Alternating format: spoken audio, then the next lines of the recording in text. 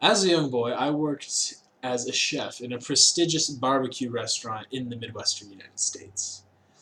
While I was thus employed, I spent much time mastering several uh, subcategories of the culinary arts.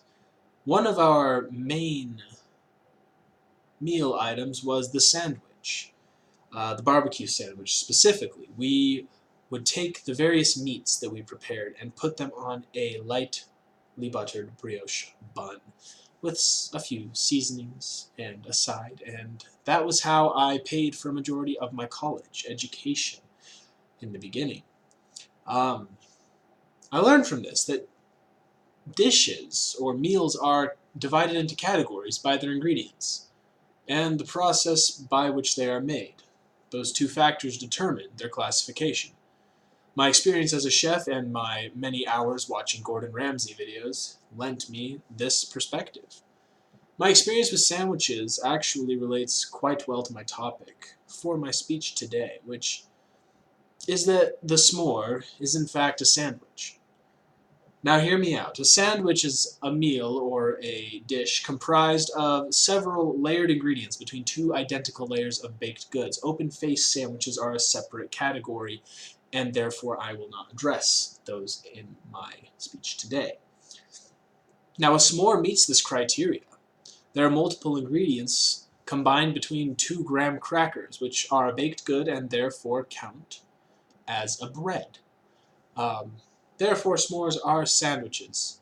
But allow me to take 8 to 10 minutes to convince you of this fact. Now, a bit of history of the ingredients of the s'more. To understand it, you must understand where it has come from. The central ingredient, I would say, is the marshmallow. Now, marshmallows have been around for a long time, and before their use in confections and pastries, they were used in medicines. Strange, I know. But before the 19th century, the ancient Greeks and the Victorian French used them as anti-inflammatory medication and as throat lozenges, or more commonly known, cough drops. Presumably these ancient marshmallows were a little different than the sugary pillows that we know today. The second ingredient of the graham cracker, of the s'more, is the graham cracker. Now, these were invented in the early 1900s by a Presbyterian minister, and he invented them with the purpose of providing a food or a snack designed to curb the sexual urges that people he felt experienced after eating meat and wine and other such dishes. The third ingredient is the chocolate bar, which the chocolate bar is self-explanatory. And the two came together in 1920 in a Campfire Marshmallow Company cookbook and was labeled from the onset a graham cracker sandwich. However, it was a few years later in a 1928 Girl Scout handbook where it was called some more. Now, apparently over time, the 2 syllables was deemed too much for such a delicious treat, and it was shortened to s'more, as we know it today.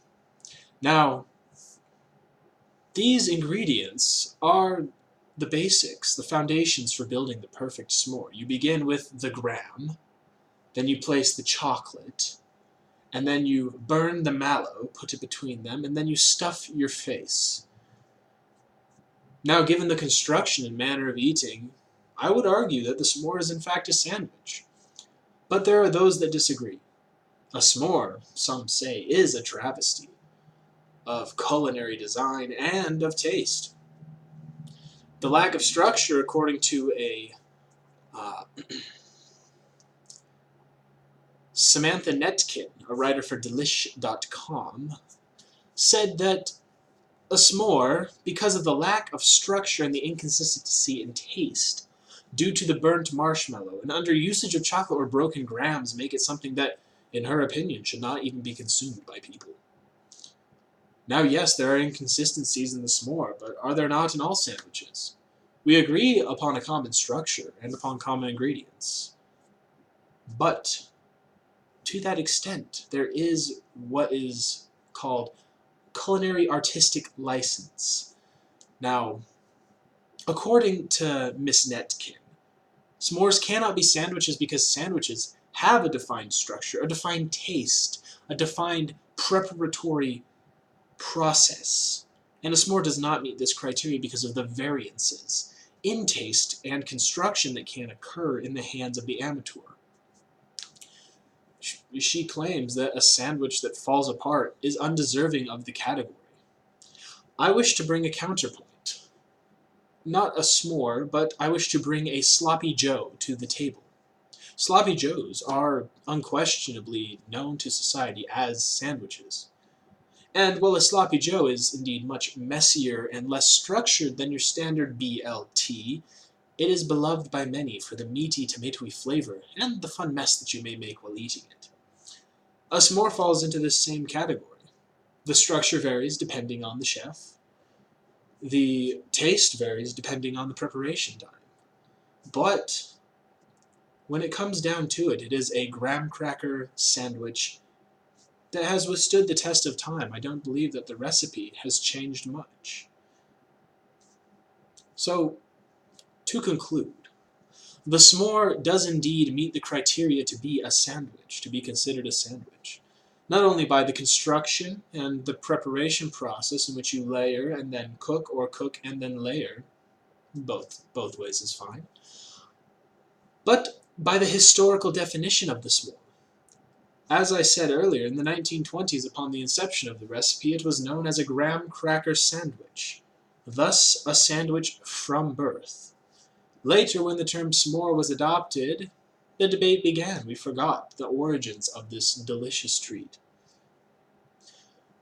Additionally, there are many other foods that are also considered sandwiches, despite not being beloved by all. With all due respect to Miss Netkin of Delish.com, her opinion is hers to be had. Well, the many who enjoy a s'more daily, or weekly, or monthly, depending on the availability of quality marshmallows, beg to differ.